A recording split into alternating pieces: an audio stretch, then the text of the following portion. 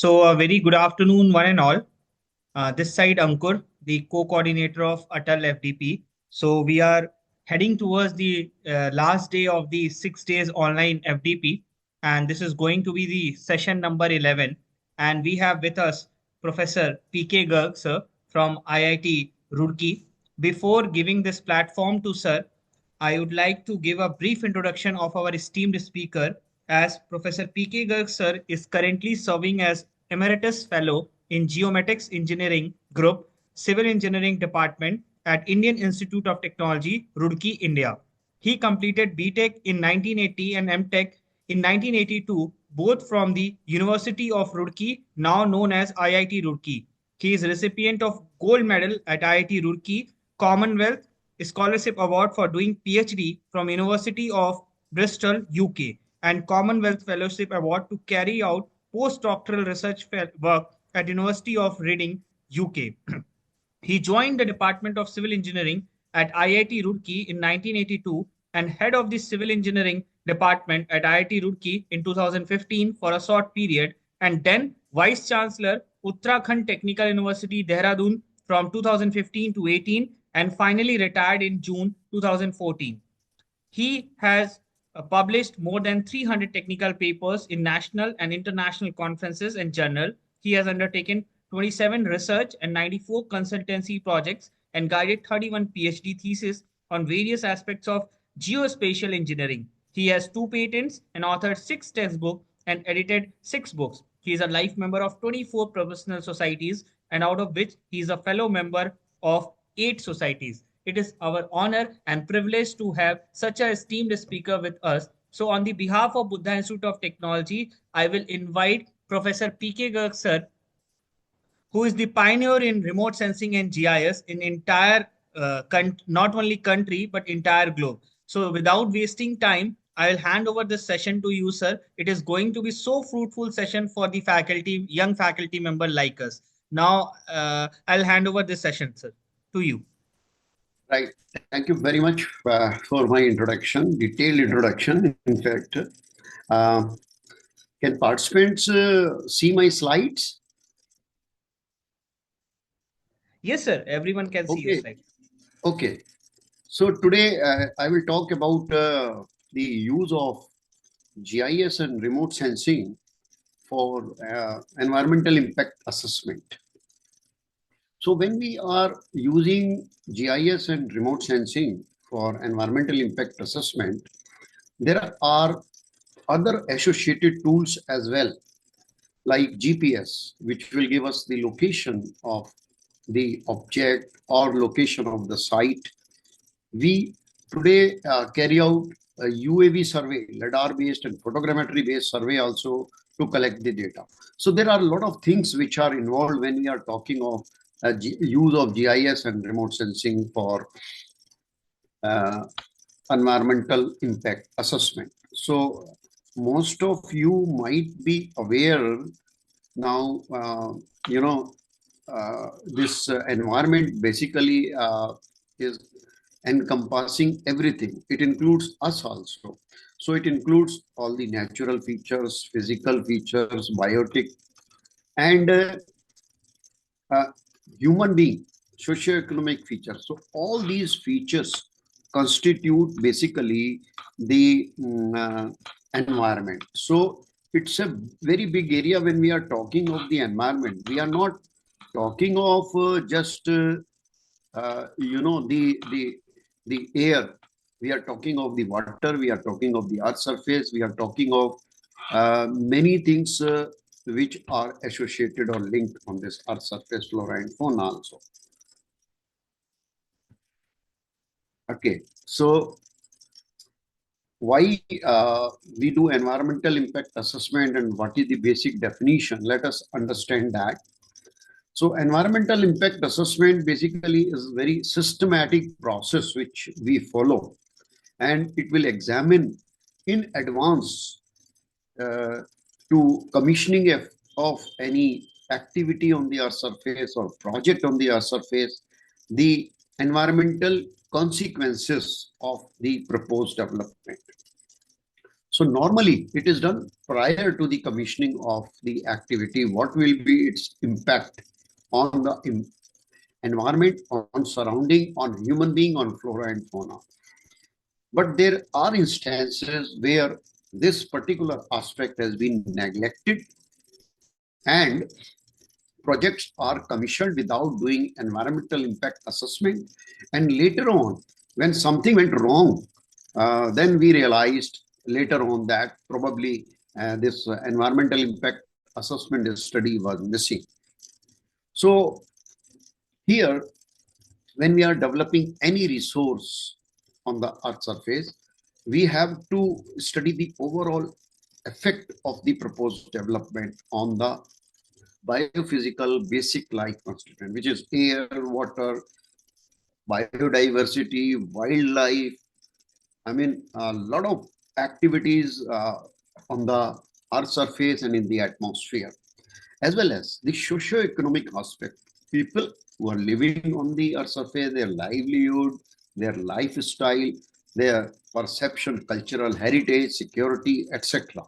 So this all is considered when we consider EIA. And at the end, we calculate or we determine the benefit cost analysis. So we should have more benefits than the cost or funds we are spending on the activity or on the project. So this consideration is known as the environmental impact assessment. We have to carry out before commissioning this particular activity or the project onto the ground surface. Now there are, when we do some project or some activity, then there are clear-cut guidelines for that. And we have basically two categories of that, category A and category B. So depending upon basically that category in which the project is lying, we carry out the potential impact on the human health. What will be the impact of the human health of that particular activity? Let me put the laser pointer. Yeah. So what will be the spatial extent of the potential impact on the human health, natural and man-made resources? So all projects which are under category A, including their expansion or modernization of those projects or activities, or if we are changing the product mix, that all require environmental clearance. We know that from Central Government Ministry of Environment, Forest and Climatic Change. The projects which are falling under category B, which again may include expansion, modernization of the existing project, plant or activity or change in the product mix, but excluding those which fulfill the general guideline stipulated in the schedule, will also require prior environment clearance from either the state government or union territory, as the case may be, for its environmental clearance. So that is required so that we know in advance that this project is not going to harm the environment. Now, if you look at that, what are the type of projects which are under category A and which are under category B? So it is just the example which shows here that if under category A, if we have large scale quarries, open cast mine, that will fall. Crude oil refineries, that will fall under category A. Nuclear generating stations and other nuclear reactor. So this is just the example. When we talk about the category B project, it could be an electric line installed above the ground or industrial estate development within a certain area, limit area 0.5 hectare and so on. So these are the type of projects, where we require either central government or the state government clearance or union territory clearance. Now, several authors have proposed what is an ideal environmental impact assessment system. What are the different components, what it should involve, how we should proceed, these are the things. So this environmental impact assessment, I am giving you a criteria of 2003, which was proposed by Muthuswamy and Ramalingam. It apply to all projects that are going to have some significant environmental impact. So we have to compare various alternative. We have 3-4 sites, and we have to decide which is the best site.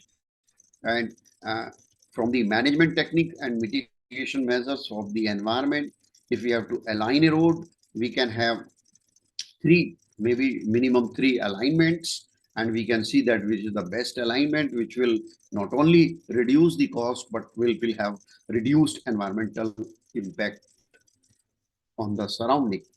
So the project should result in a clear EIS which conveys the importance of the likely impacts on their specific characteristics to any layman, it to be expert or to the non-expert in that particular area. They should understand, they should know what are the likely impacts if this project is commissioned under the ground.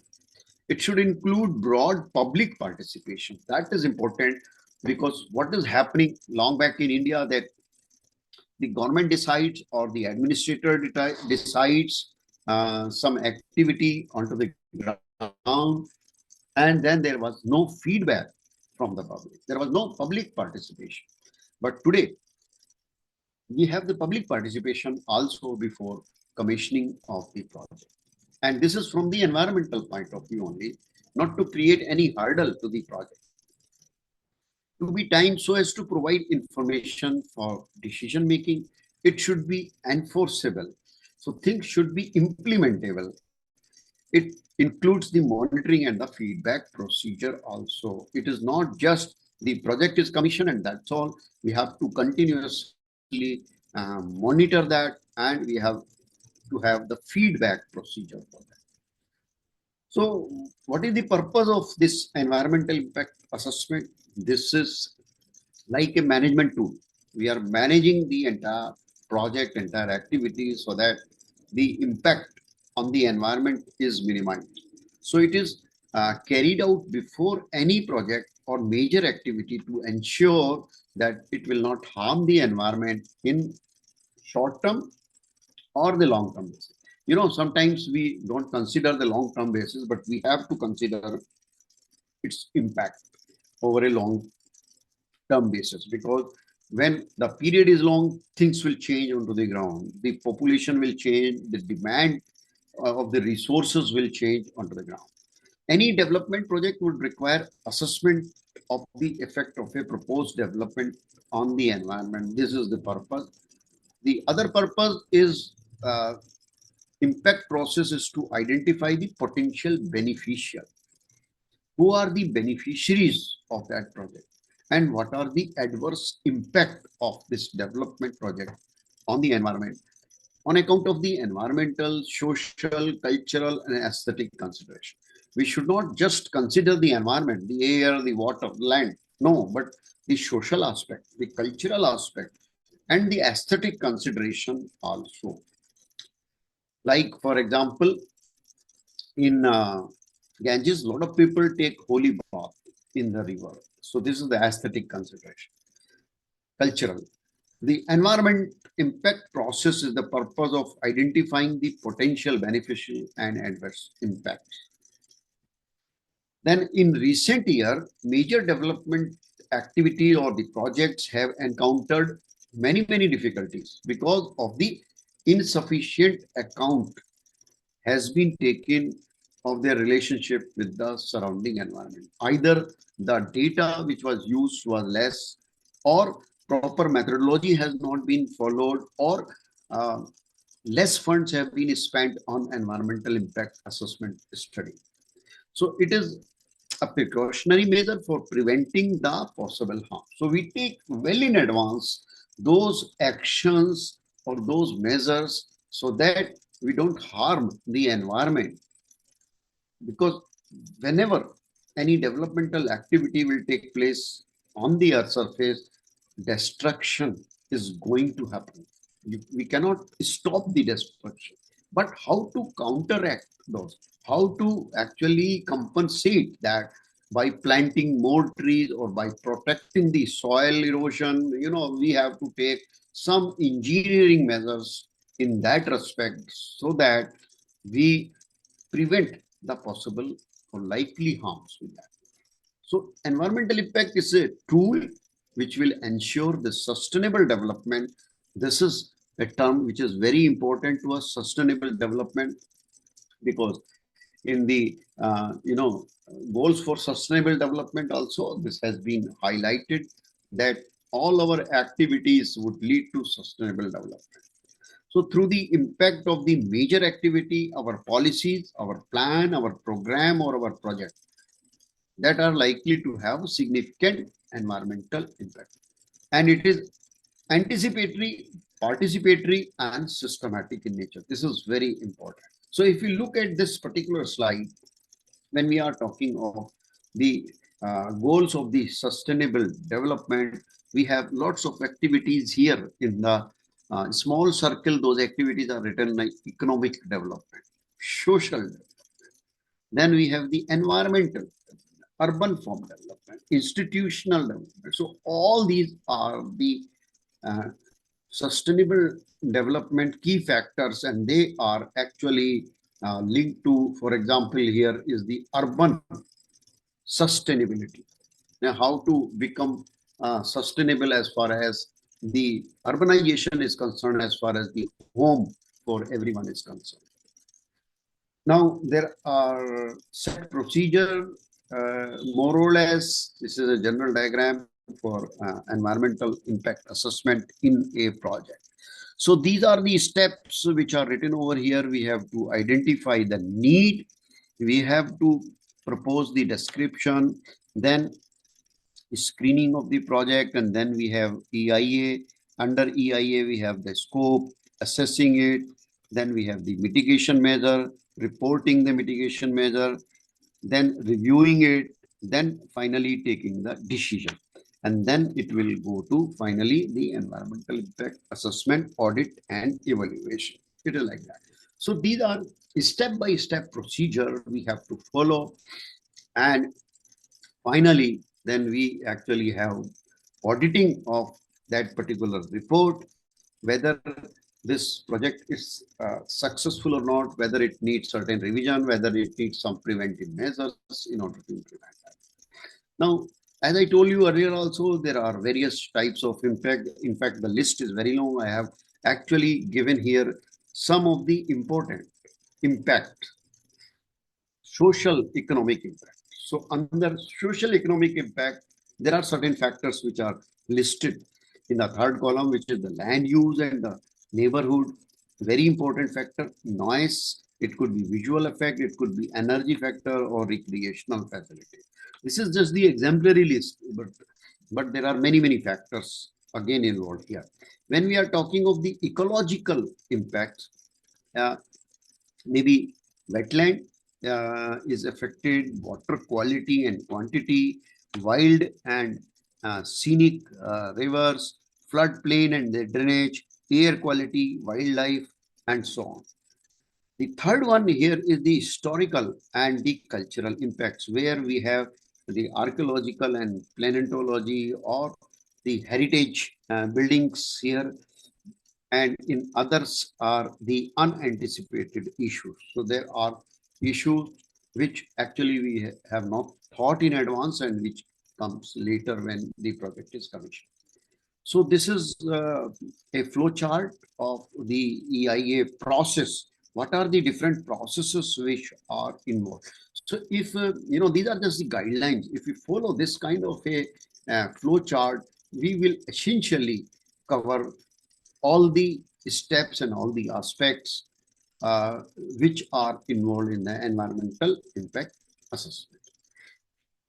If we talk about the total system, there is a system criteria, and the second column shows the assessment factors. So which are those factors on the basis of the assessment tool done? Like economic impact, if we have to study, the main important parameter is the population density of that catchment area of the project. If you're talking of the historical and archaeological sites, then all the important building, the archaeological sites. Land use will land use and land cover of the area and how these things are changing. If we are doing the water quality and quantity, then there are certain models. Here, one model which is a drastic model has been listed. If we are talking of the environmental geology or of similarity, the sediment type located, then contaminated sites could be the green projects ecological network model. In the wetland, we'll have the wetland classification. Floodplain, we will actually go for the river floodplain areas and things like that. Now, there are modern tools which can help us a lot in collecting the information and assessing the impact of that project on those parameters, on the surroundings, on the land, water, and air, and we get latest information about that area. We save a lot of time and manpower. Remote sensing is one of the tools where we actually get information about the environmental resources in the area. So we can carry out biotic and cultural actually assessment and monitoring of those with the help of the remote sensing data, satellite data. Now, remote sensing has many key advantages. It's a very versatile tool in environmental monitoring and management and the impact study. Because once the satellite data is available to us, satellite is launched, we are getting repetitive satellite data. So with that repetitive data, we can do the monitoring of that area. And environmental impact assessment requires monitoring of the area before the project, during the project, and after the project. So in recent years, this technology has proved to be a great importance in acquiring the data for effective resource mapping, monitoring, and management. Because this data is available to us at various resolution. So we can see minute feature, we can see the entire catchment, we can see the river network and so on. We can see the forest area, large forest area. So we have the data available at various resolution, various scale. We can use that data, can carry out the mapping with the help of the software tools which are available to us. We can monitor the area with the sequential satellite image, and then we can devise some kind of a management strategy in that area. Now, the advancement in remote sensing technology are of great importance in acquiring the data in more efficient way in quick change detection. So today we are actually not only using satellites, we are using the drone to capture the photogrammetric data, the images, and we can use these images in order to carry out the real-time analysis of the area. Now, this remote sensing technology, we can broadly categorize into three phases. You must be having that idea. You already have a lecture on remote sensing and GIS technology. So, the first and foremost is the data collection from a sensor, which can be mounted on a platform. When I say mounted on a platform, so there are various platforms on which nowadays we can mount the sensor. It could be aircraft, it could be a drone based, it could be a LiDAR sensor or a satellite based sensor. So we can have data from different sensors and collect this data of our site, of our activity, of the project which is going to be commissioned. Then the second aspect is the data handling. So we have to not only handle the static data, we have to handle the dynamic data, and at least pre-commissioning of the project, during the commissioning of the project, and after the project has been commissioned. So at least 3 times data. But it could be, in some cases, it could be a time series data also. So this data handling also is a very complex. It depends upon the volume of the data which we are handling and the different types of data products which we are handling from collected from various sensors. The third one is the data interpretation, which ends up producing some thematic maps of the integrated surface. So this third aspect is also very important, interpretation of the data, so that we can get very useful information from this data, which we can use in our activity in planning the project or determining its impact on the environment. So this data which we are acquiring from remote sensing, we can actually use a tool, a GIS software tool, in order to carry out the effective analysis and mapping of this data. Now, objectives of remote sensing in environmental impact study. There are 4 broad objectives where we can do the monitoring and modeling of the various processes on the Earth surface and their interaction with the atmosphere. This is one activity. The second activity could be, once we have done that, then we carry out some kind of a measurement, we carry out some kind of a estimation of geographical, biological, and physical variables from the data. The third could be, we are identifying the details of the material on the Earth surface related to our project activity. The fourth could be analysis of the spectral signature, which is recorded by the satellite. This is basically the classification of the data. Now, there are various sensors. Now, as I told you earlier also, this example shows land use change. What is the impact on the environment if there is a land use change? And if this land use change is very, very fast with respect to the other development. So you can see here, we have optical images, we have hyperspectral images, and we have the thermal images.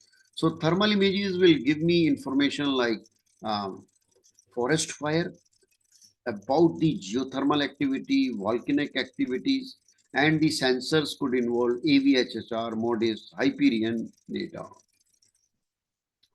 Then we have the optical images, and these optical images are popularly used, very frequently used in large number of activities.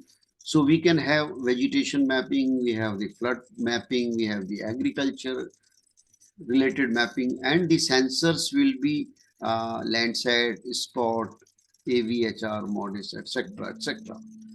We are talking about the hyperspectral images, and these hyperspectral images we can use for example, mining activities, pollution related activities, vegetation stress, healthy vegetation or disease vegetation, and sensors could be Hyperion or any hyperspectral image.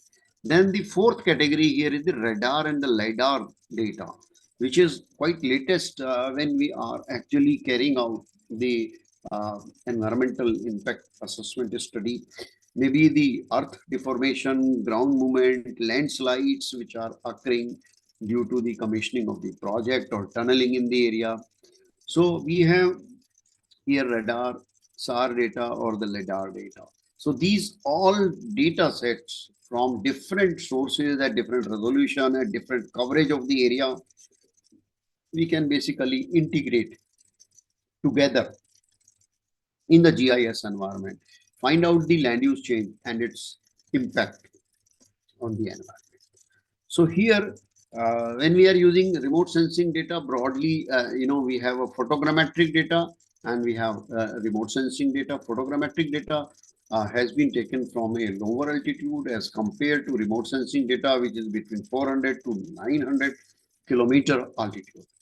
And then if we see further categorization, we have the optical images, we have the radar images, we have the LiDAR images, LiDAR data sets, thermal images, hyperspectral images, and then we have also the digital terrain model, because we have to study the things in the third dimension, not in the 2 dimension. So earlier we were carrying out the entire mapping and studying the terrain features in 2 dimension, but today we have the facilities and we have the tools to see the entire area in 3D. So we require digital terrain model. So all these data can be used for environmental impact assessment. Now, there could be study related to the urban development, impact on the urban mining activity, land use and land cover change, or maybe the deforestation 2 point, or activity related to the pollution, or agriculture or rural development, or the forest fire activities. Image processing is also very important because we use the software, but software will require input from the user. So there are certain defined sequence of operations. This is a general slide which gives you the sequence of operation. Once you have lots of remote sensing data, then how you are going to get the end results, which is here decision making. So with the remote sensing data, what we do is we actually carry out the georeferencing of the data, then we carry out the atmospheric correction and geometric correction we can apply to the data sets, and all the data sets we bring at a common platform. We carry out the image classification, we use the reflectance DN values of that. Maybe we have to do some of the image transformation in order to do that. We also require ground truth data. A lot of ground truth data is required. So uh, some beginners, when they are using remote sensing data, they think that they can analyze everything sitting in the lab, they will get very good results. No, it requires a lot of ground checking and ground truth data in order to give that input to the algorithm. So we can use broadly supervised, unsupervised classification, but there are many other advanced algorithms also available nowadays in order to do the image classification. So when we do image transformation, we can develop vegetation indices, or we can maybe use something like principal component analysis, carry out the modeling, and then geobiophysical parameter we can determine. All that will be input to my GIS database. And here also, when I'm doing supervised and unsupervised classification, I'm creating thematic maps. Maybe a land use and land cover map, maybe a water resource map, maybe urban area map. And this entire thing will go to my GIS database, and we carry out the spatial analysis from that GIS database depending upon the objective of the project, and then we can use it for decision making. This example shows that use of the satellite image for forestry. We can study biodiversity, we can study the area where a lot of deforestation activity is going on. And we can now, if subsequently, keep on monitoring these areas, then we can try to correlate these areas, deforestation area, we can correlate how it is impacting the environment, how the temperature basically is changing in that particular area. Then deforestation on the satellite image. So you can actually, for example, this is the aerial photograph at the bottom, top one is the radar images. So we can use various kind of data products in order to find out the amount of damage or deforestation, maybe due to a project activity, or maybe due to the requirement of the human being. And then we can identify the areas so that we can plan afforestation in that area. Now, forest fire is also, it is not just a man-made project which is causing a lot of damage to the environment, but forest fire. And this forest fire activity actually will have a lot of environment impact on the surroundings. So today we can use satellite image in order to detect the fire. We can find out the extent of the fire, we can find out the trend and the pattern, and we can take some preventive measures to further spreading this fire. So we can find out how much is the total burnt area. For example, A is the burnt area in this satellite image. Urban expansion is also a big problem, and that is also causing a lot of associated issues with the environment.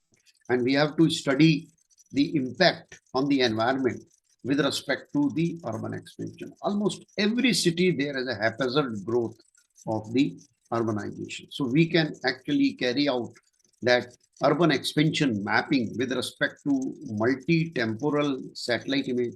And also we can study the impact of this urbanization on the environment and the resources. We will have shortage of each resources. So we have to do very meticulous planning in order to carry out the sustainable developmental activities. So here this shows satellite image use. 1973 light green was the urban area and pink is the urban area, which is new urban area, growth of the urban area in 1985. So within a period of time, we can find out how much is the growth of the urban area and what is the impact on the resources. So this slide shows that how the city of Bangkok actually is growing, with respect to 1900 image when we didn't have the satellite image, topographical maps were there. So some of the information, red areas are those urban areas which are shown from the satellite images also. Then 1972 onwards, we started getting the Landsat images. So this is the scenario in 1984. This is a scenario in 1993.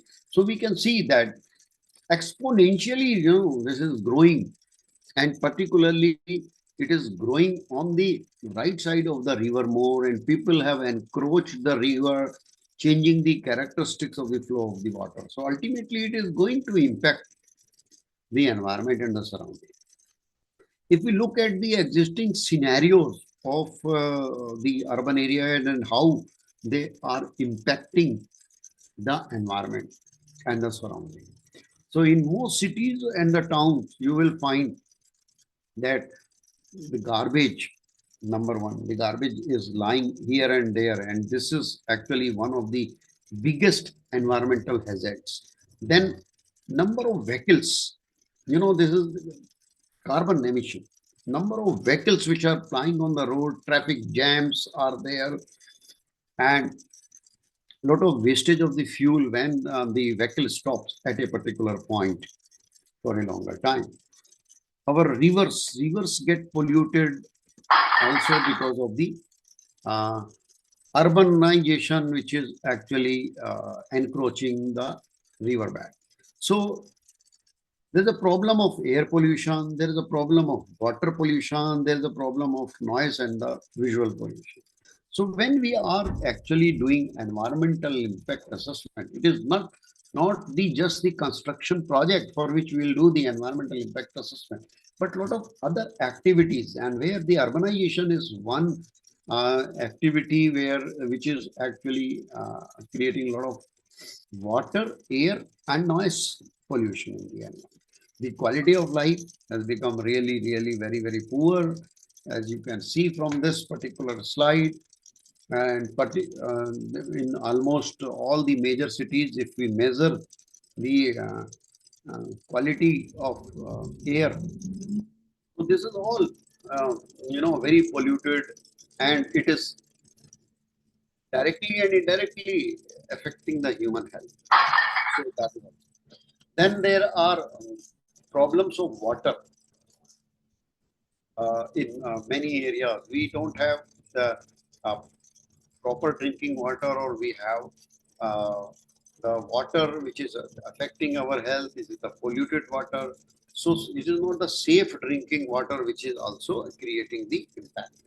So if we see the impact of the urban sprawl itself, one big activity which is taking place in the whole globe, we have the economic effect of that. We have the human health and aesthetic effect.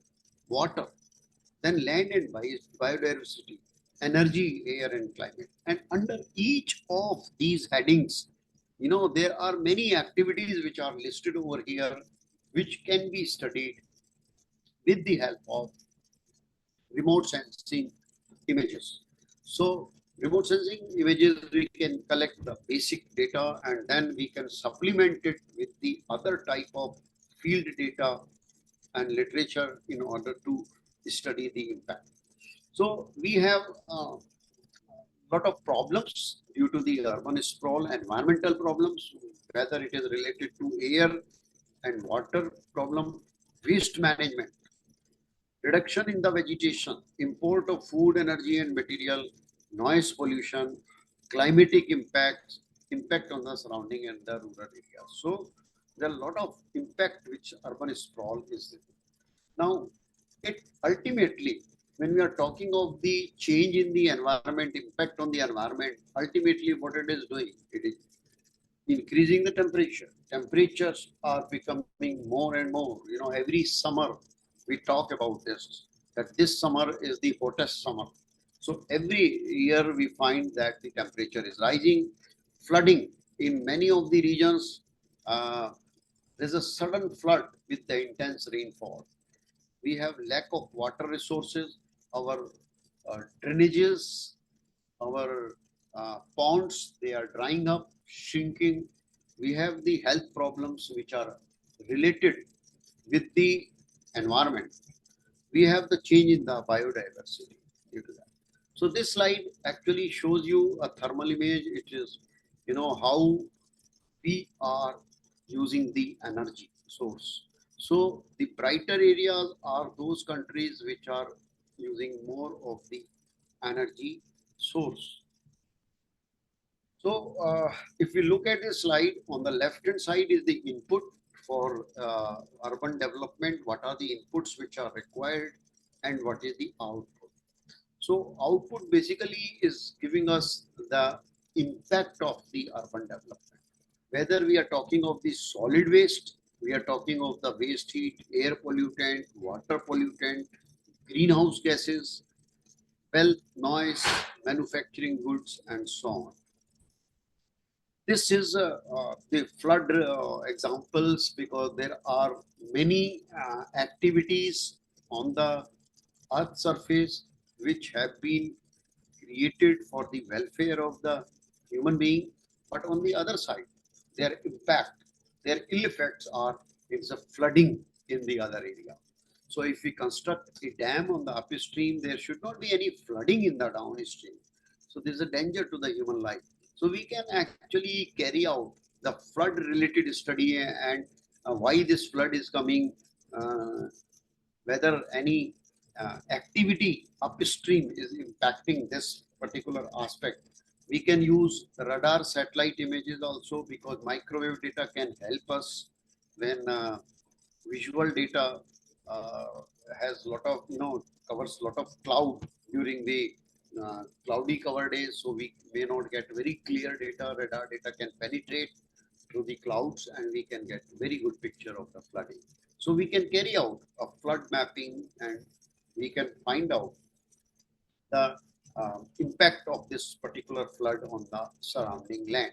So we can create some kind of a visualization tool so that we can see when the flood is coming, which is the area where the flood will enter first, which are the areas which have the lowest slope, and what are the kind of land it is going to damage. So we can carry out that.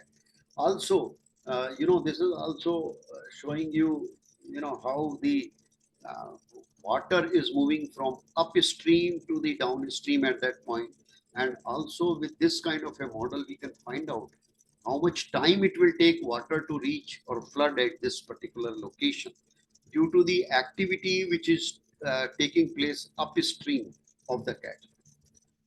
Now, all that data which we are collecting from various sources, we have to integrate that data together, and GIS is the best tool for that.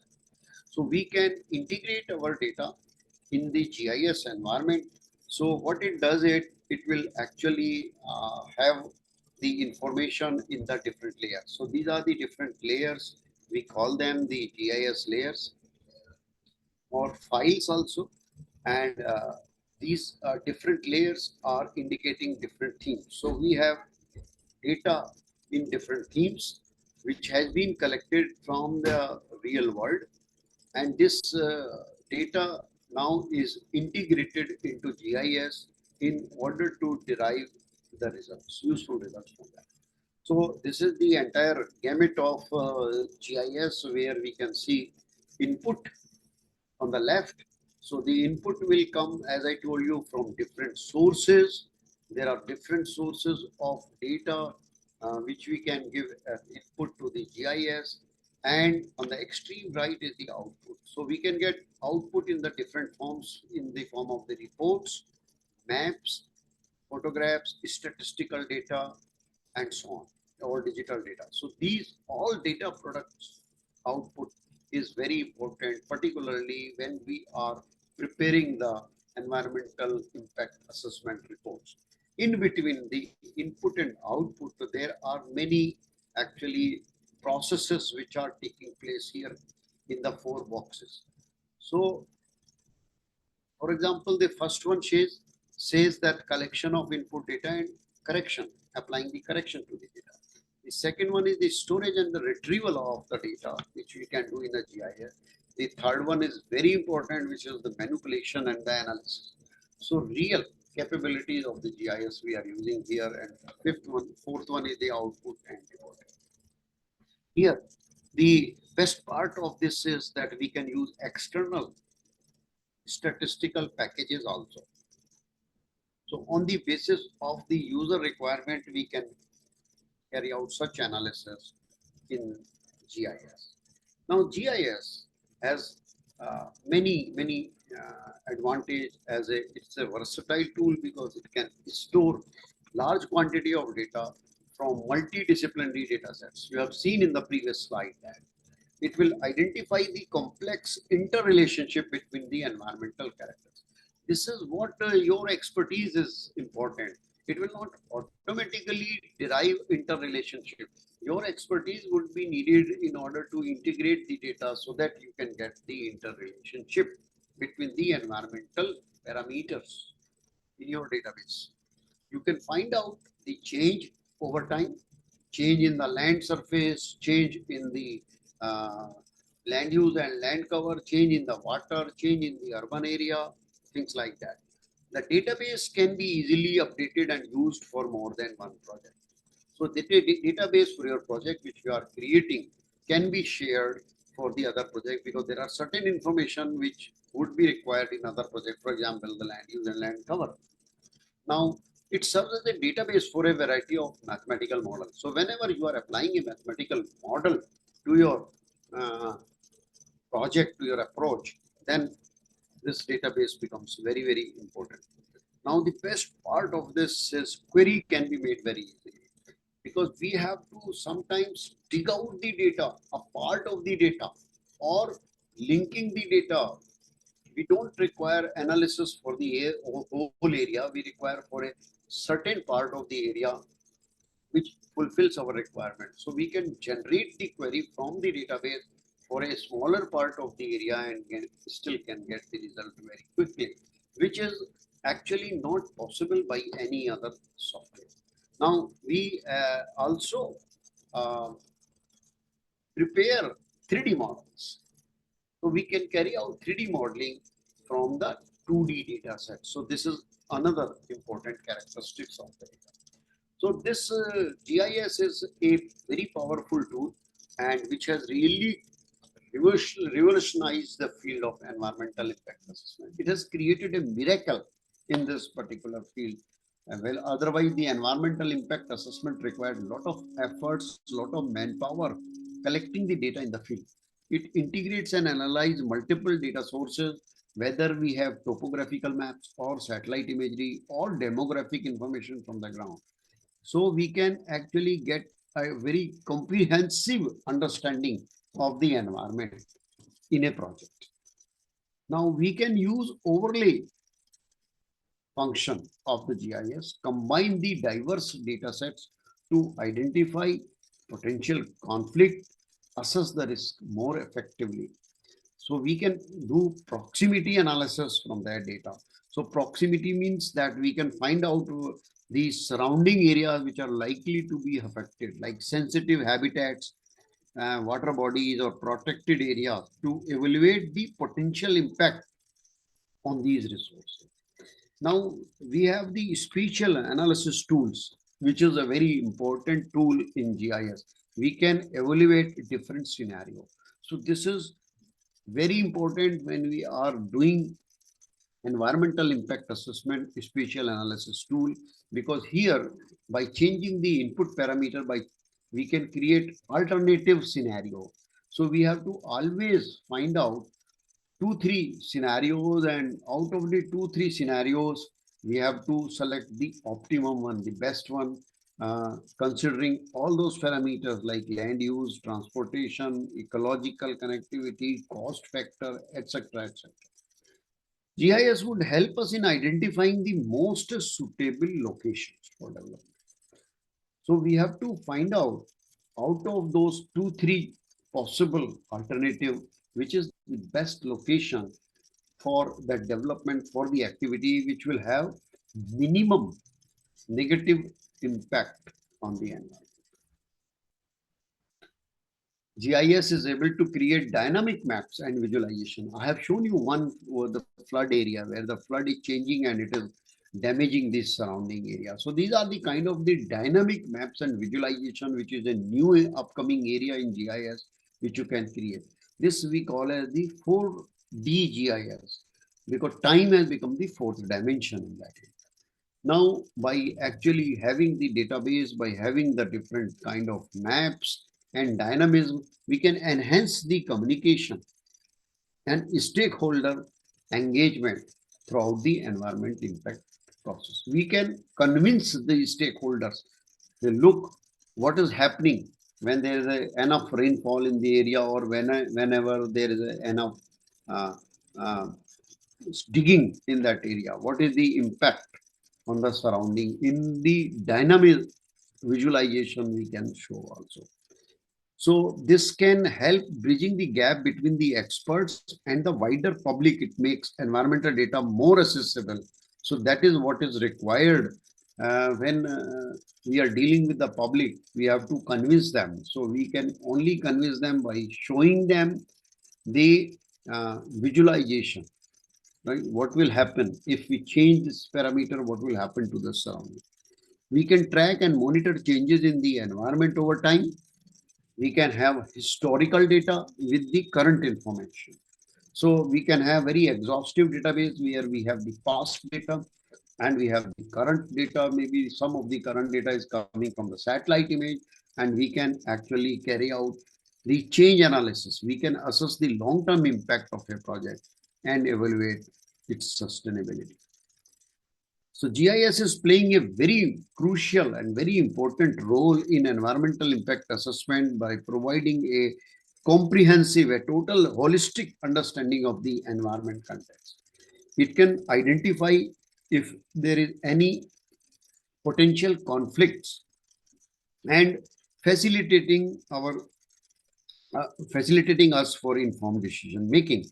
So by harnessing the power of GIS, we can certainly minimize environmental impact and promote sustainable development.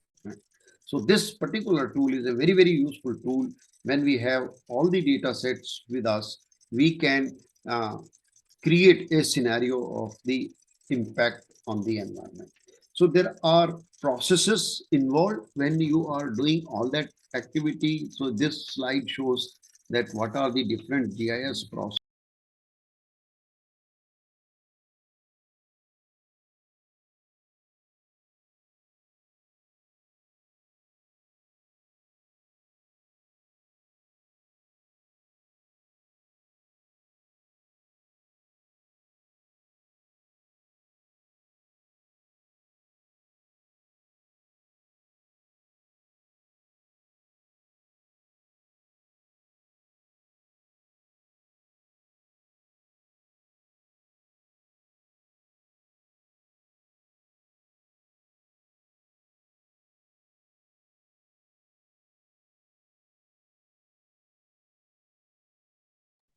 Sir, you are muted, sir.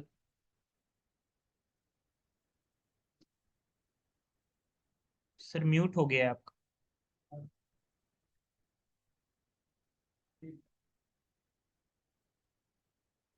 Somehow it was muted. Yeah, no. Right. It's okay now. Yes, Possible sir. uses of the GIS in environmental activity. So The second column shows what are the stages when we do environmental impact assessment, when we create a report. Screening and scoping, description of the project, description of the baseline condition, impact identification, prediction of impact magnitude, assessment of impact significance, impact mitigation and control, public consultation and participation, and monitoring and auditing. These 9 steps are there. And you can see that in all the 9 steps, we can use GIS. So when I say GIS, remote sensing is automatically inbuilt because this remote sensing will give me input to the GIS. So in all the activities, the GIS can be used in some form of the other. Some where it is used in a very simple form, just displaying the map results. In somewhere you have to carry out certain spatial analysis in order to derive the data out of the input data. Okay.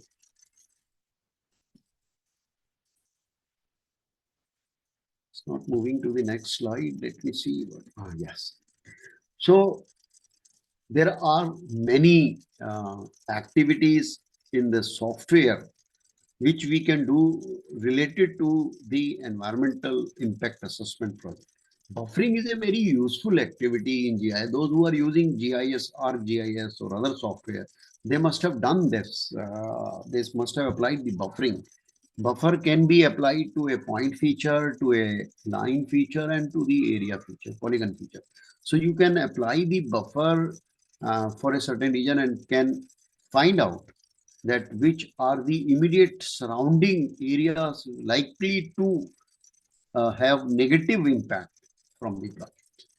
Then we can do the corridor analysis. Corridor analysis is mostly done along the line feature. So if you are actually carrying out, for example, the alignment related study, whether it is a railway line or highway or a power line alignment, then we require corridor analysis. Then cost distance analysis is very important because we can optimize the cost with respect to the distance between the point. Cumulative effect analysis, data classification, digital elevation model. Very important today, digital elevation model, because we are studying the whole terrain, whole earth surface now in 3D environment. So that is why this is important. The next activity in GIS could be inverse distance weighting, and this is basically interpolation technique. Kriging is also interpolation. When you have sparse data, then you can actually interpolate the data. Then there are some mathematical techniques where we are using map algebra. We are adding different maps and we are actually subtracting or dividing or multiplying. The nearest neighborhood method is there. We can find out what is in the nearest surrounding area with respect to a particular object, with respect to a particular pixel location. Overlay analysis, very useful tool, very simple, which we are using in GIS for a lot of projects. Proximity analysis and sensitivity analysis, to which basically parameter our output is sensitive. We can all that calculate with the help of the GIS. So there are a lot of functionalities are there which will make our job very easy. So this is our environmental impact process. Okay, screening, scoping, baseline, impact prediction, evaluation, and these are the GIS processes which are involved. So in the GIS process, you can see here, we are using proximity analysis, we are using the buffering, overlay analysis. So some of the functions which I have explained you before, previous slide, we are applying here. And these functions are helping us to create a new map, to find out the impact on the surrounding area. General, a problem structure,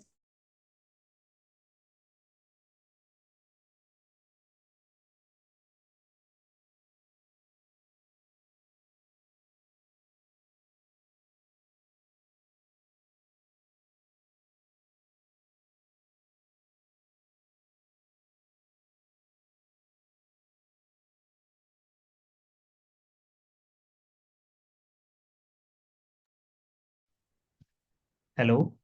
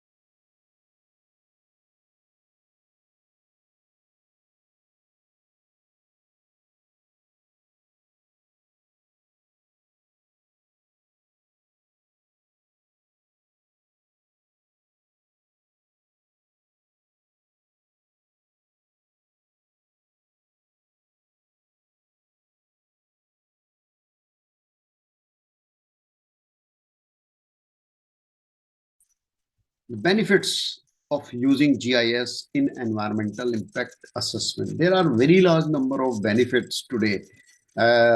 When we are using GIS activity in environmental impact assessment, it will optimize the decision making to safeguard our environment. It will improve our accuracy and reliability of the environmental assessment parameters. It will increase the engagement of the various stakeholders, and it will give the transparency through the maps and the visualizations which you are creating in the GIS environment. Certainly, it will reduce the cost and time through efficient data collection and analysis. It will provide us a very good integration tools of environmental considerations which are required for planning and the development process. GIS will also help us in effective monitoring and evaluation of the environmental impact over a time period. It will give us opportunity to make informed decisions that will prioritize both developmental activity as well as the maintain the sustainability of the environment. So by harnessing the potential of GIS in environmental impact assessment, we can pave the way for a brighter and a greener future.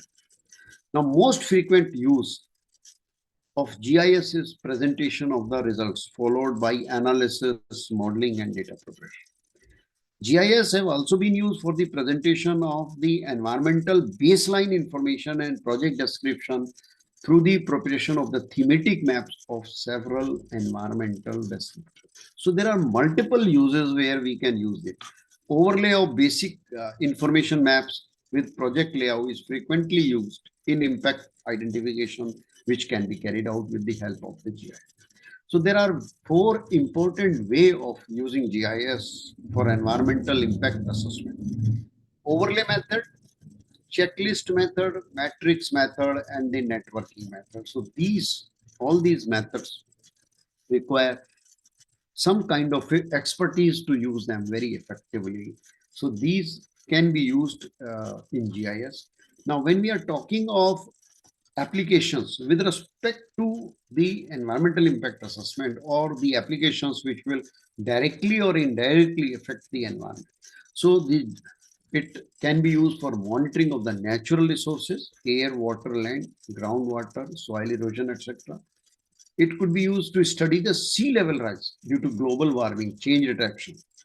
It could be used for delineation of the ecologically sensitive area, land, territorial resources, and land use infrastructure, analysis of emission and dispersion modeling system like meteorological and air pollution data. It will address the land use and territorial resources require the quantification of the land to be affected by the project. So you can not only just prepare the spatial map, but you can also get the quantitative results from that. You can carry out the morphological and land use analysis, which require estimate of the acreage of the various types of land use. So you can calculate the area of the land which is falling under each land use category.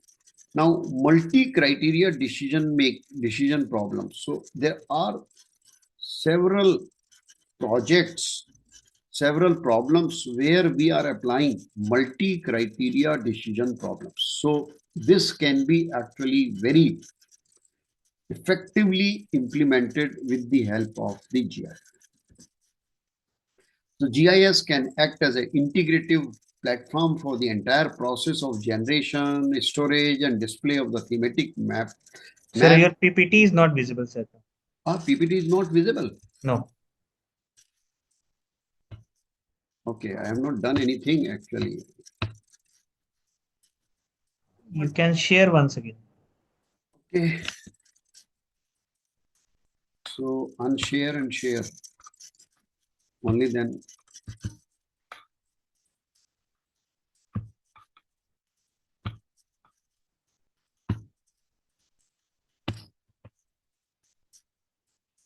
Okay, let me see.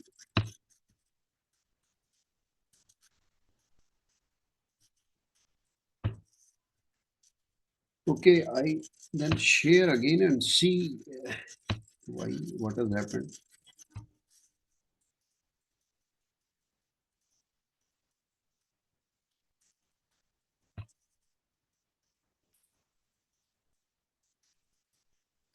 Okay, so I will go for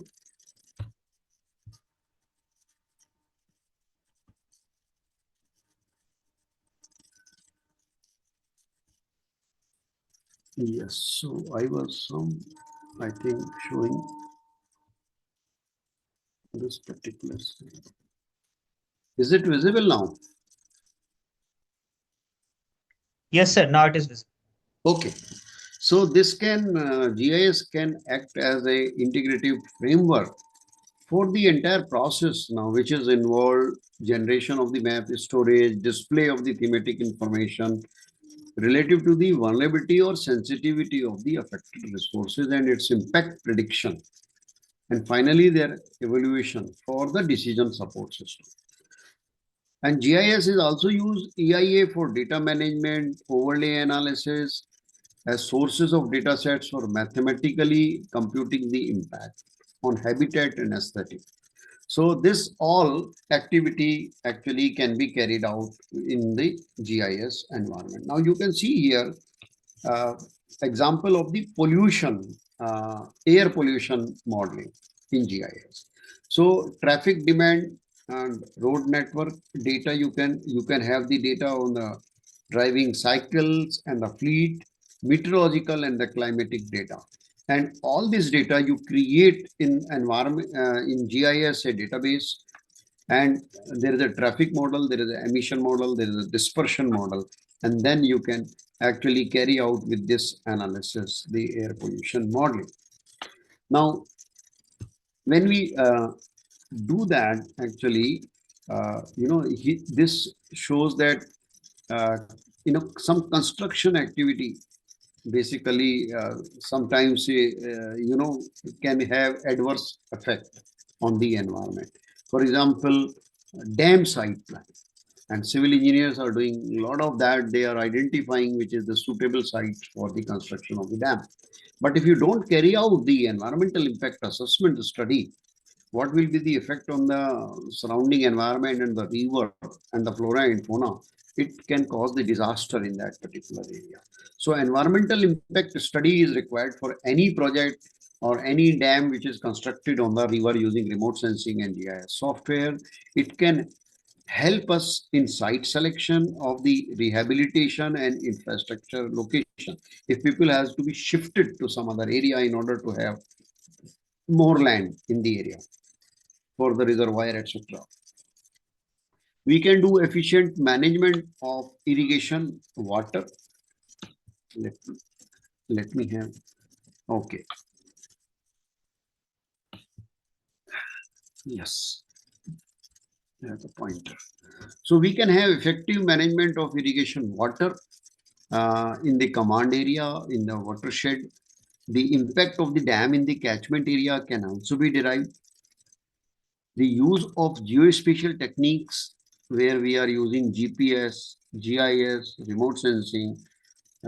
We can use EIA for enhanced substantial viewing, movement, query, and even map making capabilities. So this slide, this satellite image shows the dam site on the river, and there are associated features also to be constructed.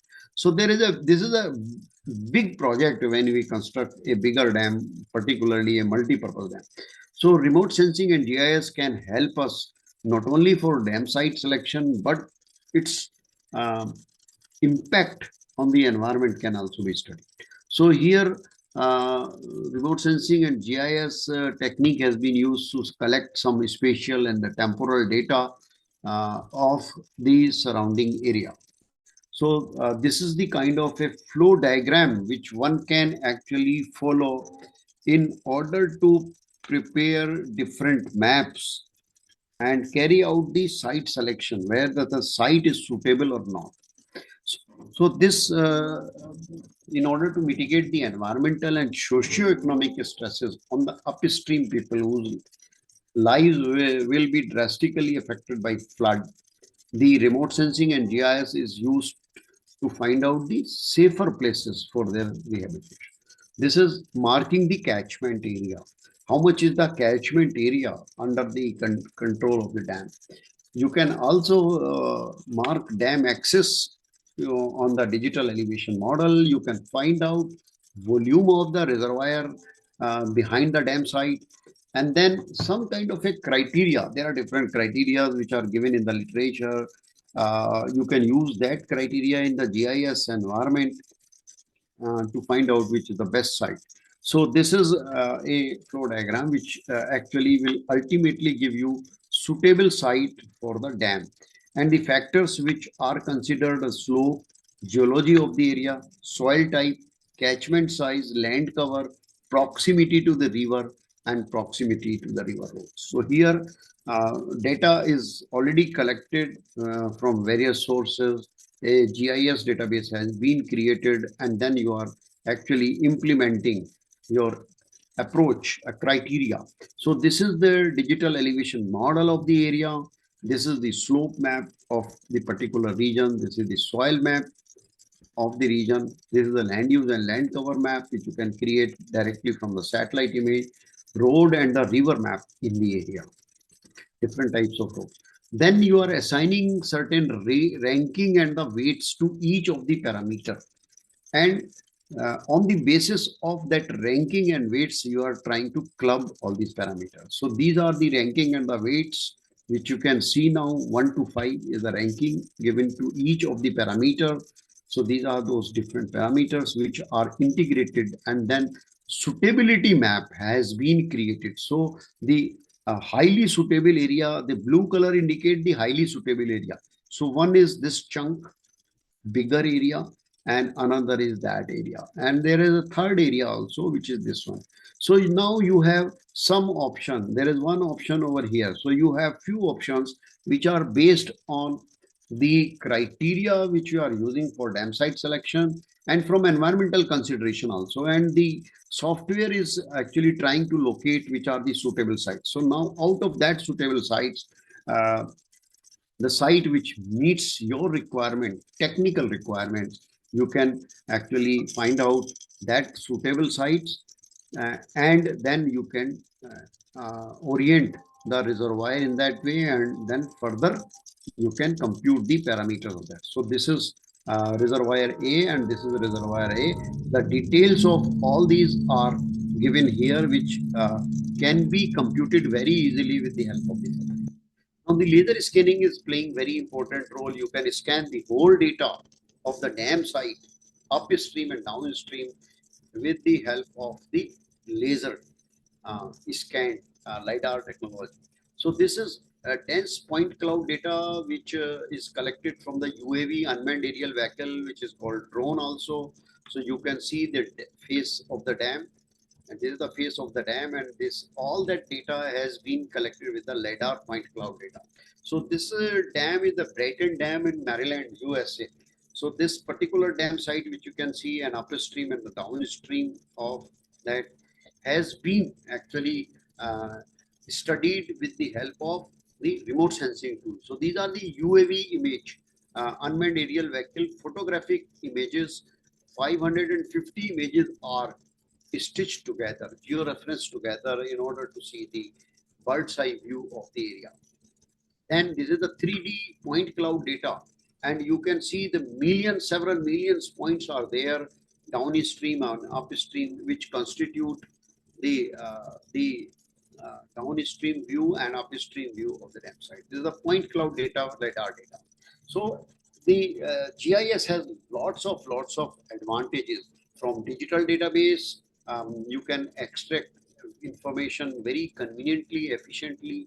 You can generate the new information on the basis of the user-based criteria. You can define a certain criteria and create a new information. GIS is a very powerful tool handling the data collected from the different sources at different scale and different resolution. Large quantity of data can be stored, retrieved, maintained, and analyzed at a greater speed and a low cost. It is able to manipulate and integrate different types of data in a single analysis, which is impossible task otherwise by some other manual operations. It can perform very complex spatial analysis, providing both qualitative and quantitative results. It is extremely helpful when we are talking of environmental impact assessment in planning scenario, decision models, and interactive process. So there are certain advantages when we are using remote sensing and GIS together. Space management is one advantage. Suitable site location could be other big advantage of using the two together. Third could be we can reduce the greenhouse gas emission, because this is another parameter which is impacting our environment.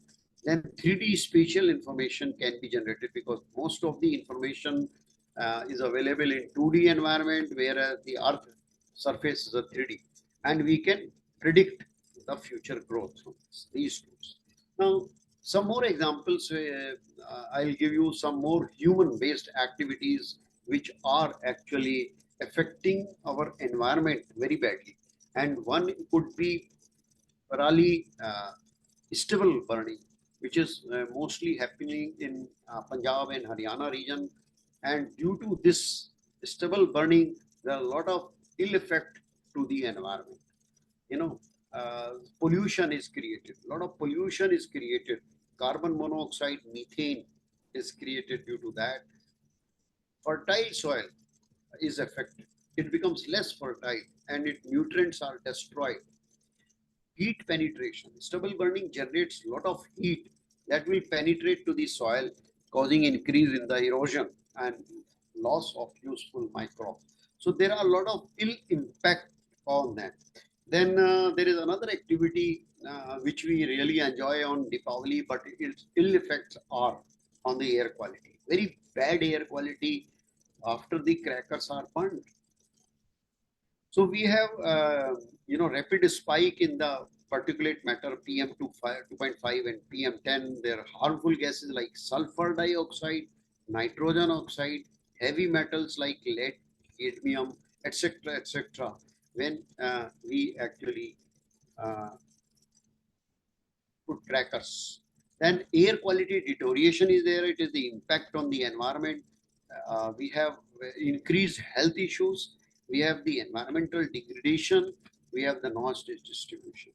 So these government of India is also seriously actually thinking of banning these crackers and parali burning, but it's still it is going on despite of putting up the bans. These activities are going on and they are continuously impacting the environment. Particularly, you must have heard also Delhi was very bad during those days. The environment of Delhi and everybody has started putting up the mask again.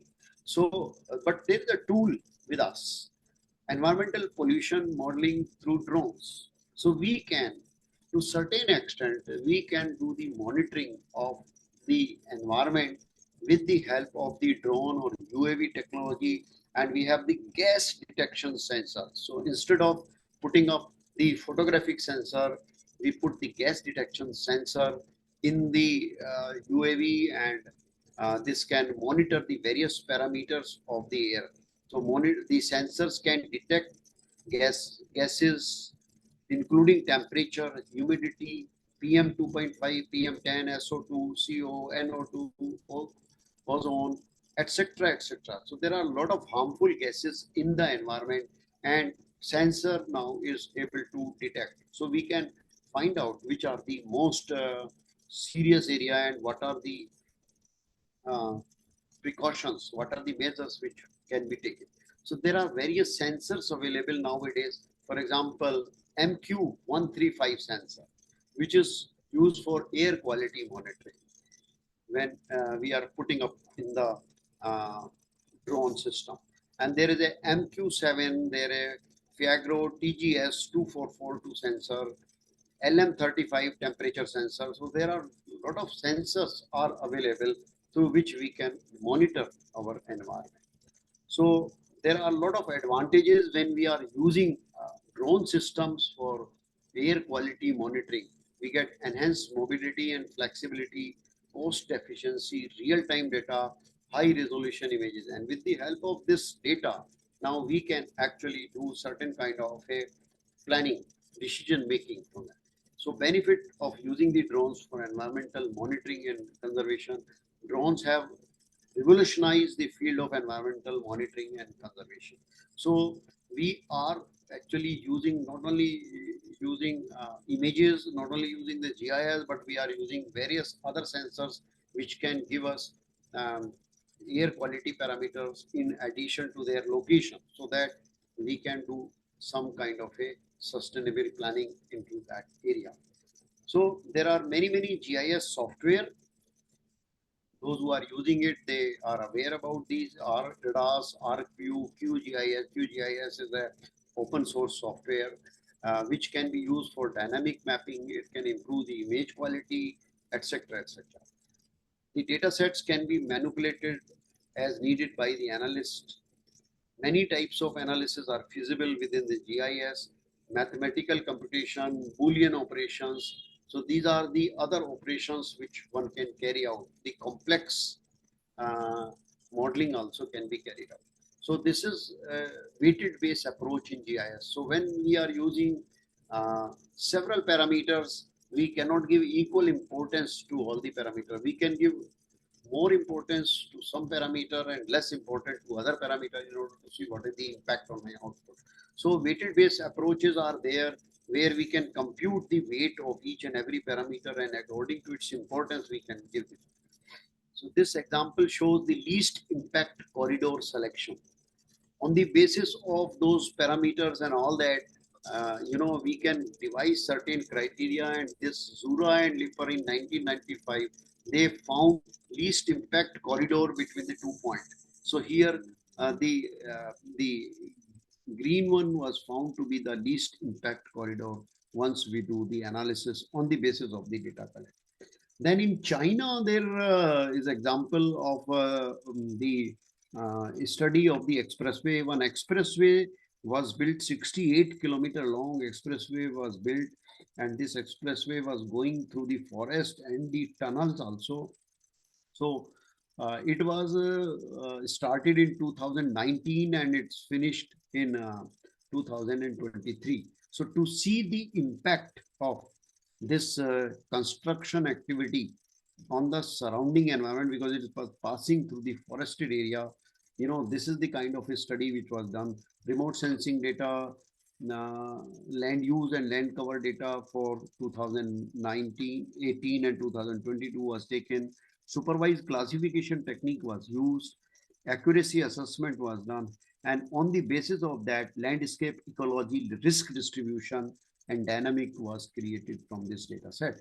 So you can see the two data sets, 2018 and 2022, satellite image, and this is the, on the right side is the land use and land cover map, which is created on both sides of the expressway. Then these are the actually sample center areas, is landscape ecology risk sample grid in the study area which was laid out, and then this is the statistic, how the different land use and land cover is changing. With respect to 2018, what is the change in 2022? So there are certain land use and land cover change which have drastically changed in these years because of the construction activity which has taken place. And then finally, when we are doing the modeling, we can find out which is the high risk areas. So red one are the high risk areas which we can identify on the basis of the GIS modeling. High risk to the environment. And this is the distribution of the from high risk to the low risk area when we calculate in terms of the percentage landscape ecological risk classification. So there are certain challenges. It's not that easy when we are using remote sensing and GIS in EIA. There are certain challenges because we are acquiring the spatial data from the diverse sources. So integration of this data to a common platform requires a lot of skills. We require specialized technical skills in data analysis and spatial modeling. So that is also essential. But despite of the challenges, the GIS is enhancing our decision-making capabilities and improving the efficiency by automating the task, and it aids in communication with the stakeholder when we create interactive maps. So this is the summary of my talk. The capabilities of remote sensing and GIS in environmental monitoring is very useful as will integrate and manage huge amount of multi-source data. It can perform spatial analysis. It produces synthetic results useful in decision making. It allows land cover mapping and the inventory of the natural resources. It provides quantitative estimation of the biophysical properties of the land surface. It is useful in tracking how landscape is changing over time. So with reference to environmental impact assessment study, you can use it for monitoring the impact of environment due to the construction of that activity or that project. Is a very powerful tool for information analysis, automated mapping, and integration. The GIS in EIA process is common in terms of the saving time and money of the environmental issues that can be handled properly with the GIS technique, and the application of remote sensing and GIS are numerous, including environmental impact and compliance study, whether we are investigating the site or characterizing or natural resource inventory on the managed assessment or corridor selection or water and power sites selection. So the opportunities are endless. So that is all. Next slide. Thank you very much for your listening.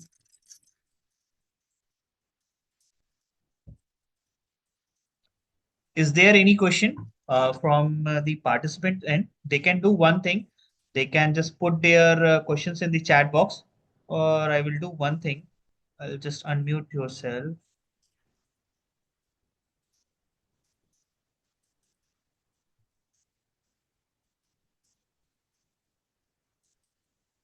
Yes, I have unmuted everyone. I've allowed the participant to unmute. They can unmute themselves. Anyone?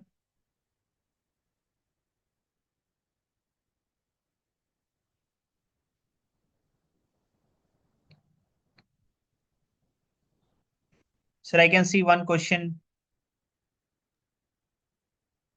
Any reliable platform available to gather air quality index data, sir?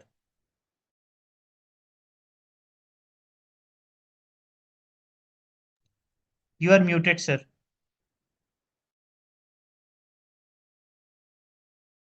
Yeah, you can actually today collect very reliable data with the help of the drone system, right? So you should have a proper infrastructure with you.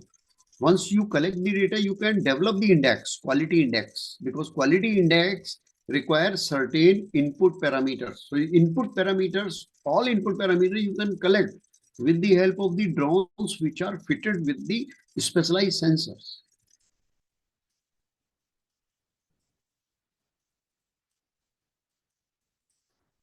Any other question?